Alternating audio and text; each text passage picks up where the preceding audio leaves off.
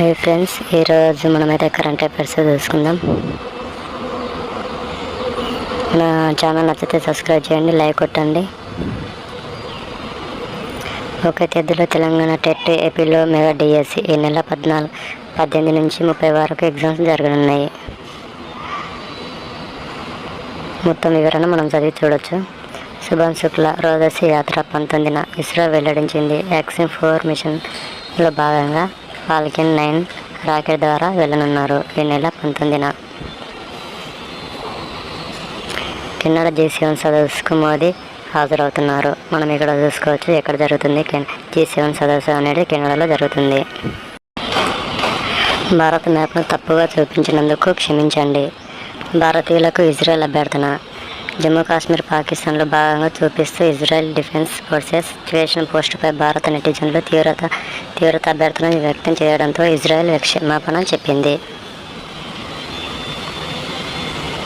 దుబాయ్లో మంటల్లో చిక్కిన 67 అంతస్తుల భవనం.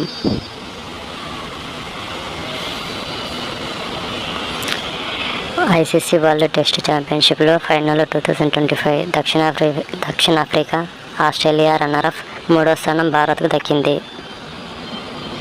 ఇక్కడ మనమైతే చూసుకోవచ్చు. ఇక్కడ మొత్తం దక్షిణాఫ్రికా అయితే విన్ అయింది. రన్నరఫ్గా ఆస్ట్రేలియా, భారత్ 3వ స్థానానికి వచ్చింది.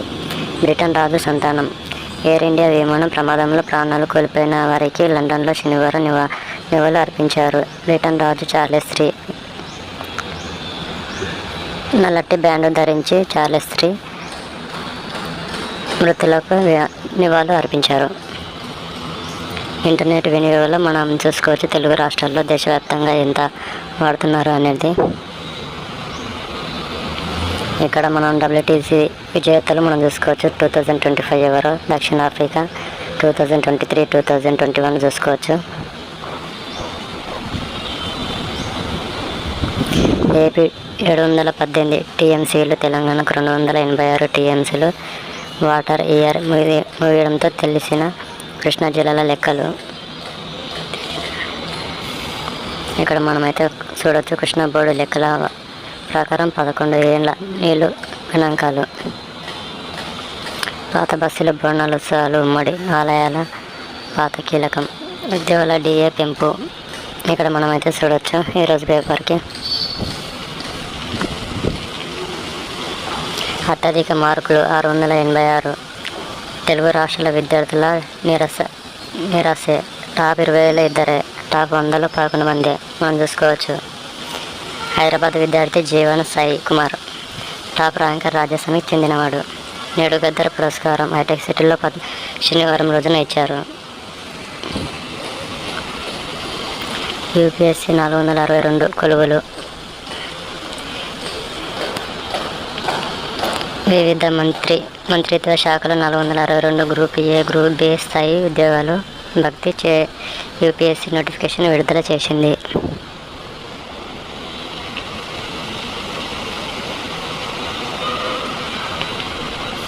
నేడు జనగణన గెజెట్ నోటిఫికేషన్. జనగణన గెజెట్ నోటిఫికేషన్ దేశంలో 15 ఏళ్ల తర్వాత చేపట్టబోయే జనగణన సంబంధించిన గెజెట్ నోటిఫికేషన్ సోమవారం విడుదల కానుంది. ఇది మొత్తం 16వది. స్వాతంత్ర అనంతరం చేపట్టబోయే 8వ జనగణన. దీనిపై ఆదివారం కేంద్ర హోంమంత్రి శాఖ అమిత్ షా సమీక్షించారు. 2 దశల్లో జరగబోయే జనగణన 2027 మార్చి 1 తేదీ నాటికి పూర్తి కానున్నది. ఇక్కడ నేడు జనగణన గెజెట్ నోటిఫికేషన్ మనం చూడొచ్చు. అమిత్ షా అయితే మనకు ప్రవేశపెట్టాడు. ఇది 16వది. స్వాతంత్ర అనంతరం ఇది 8వది అని ఇక్కడ మనం మొత్తం వివరాలు ఇక్కడ చూడొచ్చు.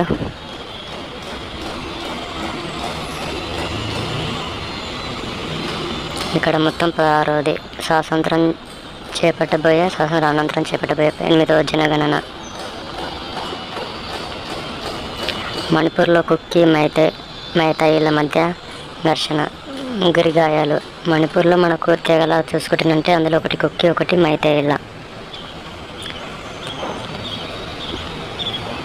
ఈ 2 అయితే మనం కరెంట్ అఫైర్స్లో ఇంపార్టెంట్. మనమైతే ఇవి గుర్తుపెట్టుకోవాలి. మనకు మణిపూర్లో ఏ తెగలు ఉంటాయని అడుగుతాడు. కుక్కీ లేదంటే మైతేయిలు ఏ తెగ ఏ రాష్ట్రానికి చెందిన అని అడగచ్చు మనకు క్వశ్చన్ అయితే.